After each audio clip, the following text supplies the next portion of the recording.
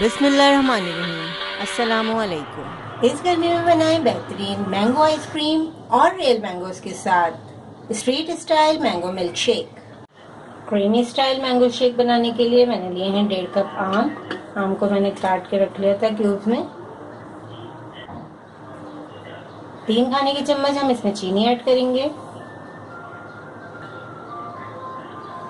1.5 गिलास हमें दूध चाहिए। टेट्रा पैक का दूध यूज किया मैंने। अब हम इसमें ऐड करेंगे आइस क्यूब्स। तकरीबन 1 कप के करीब हमने इसमें आइस क्यूब्स ऐड किए हैं।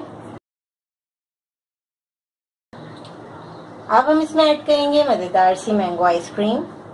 मैंगो आइसक्रीम ऐड करने से बहुत ही अच्छा मजेदार सा फ्लेवर आ जाएगा।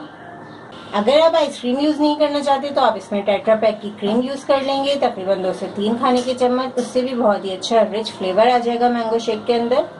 अब हम मैंगो शेक को ब्लेंड करेंगे।